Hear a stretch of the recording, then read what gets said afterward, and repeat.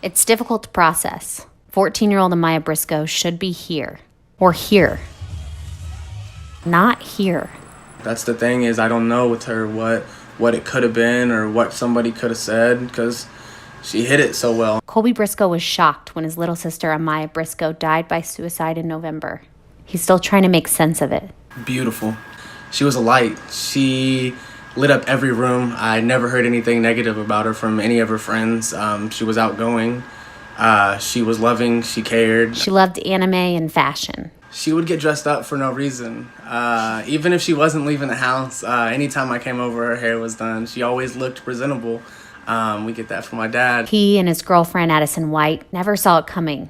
His brother actually called me and said, I need to get a hold of Colby. And my first instinct was, oh, he needs a ride to work or something. So I was like, what's going on, tell me.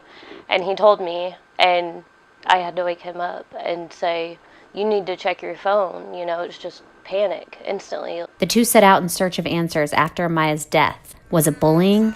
Initially, we thought there was bullying, and then people were like, no, everyone loved her. She was always laughing. And they did find out that she had been cutting last summer and found some sad posts on TikTok, but no outright cries for help. I talked to multiple friends, and a lot of them said they didn't know what was wrong.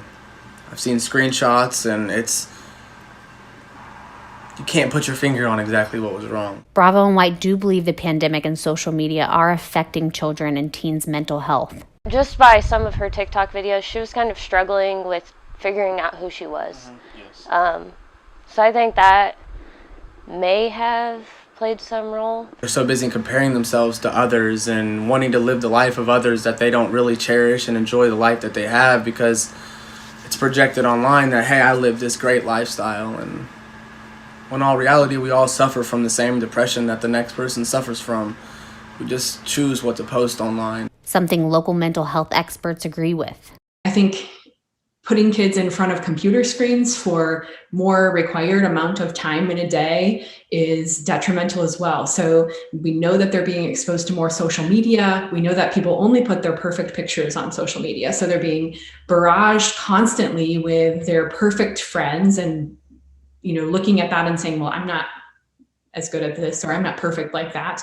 The increase in cyberbullying and the just overwhelmingly increased time that they're exposed to social media and those sorts of things. Their peers' issues that they're constantly connected to on social media. They take on those responsibilities. And then they have school, and then they have sports, and they have extracurriculars. And so our kids today carry a lot of weight that I think adults don't necessarily realize. And it's a lot.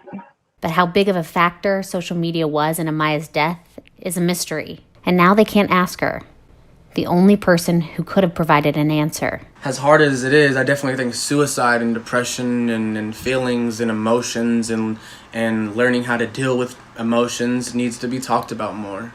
A lot more. 2 months after Amaya's death, her friend 16-year-old Sharon McDaniel died by suicide. It was another gut punch to Bravo's family. If we just keep pushing it off, we're just going to keep losing kids. Bravo and White say it's time everyone starts getting answers. At what point do you realize it's enough of a problem that something gets done?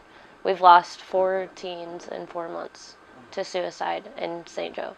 And they believe the only way to do that is by spending time talking to kids. I just put my 2 weeks in at my current job, and what I will be doing full time is working with kids in some shape or form. Recently, the couple has been helping organize youth activities, like this skate party in March, trying to get kids out of the house, talking and living again. If there's any way that I can change, or any way that we can touch a child to make them change their mind completely and eliminate the thought of suicide, I will do it. They hope that through their efforts, no other child ends up here.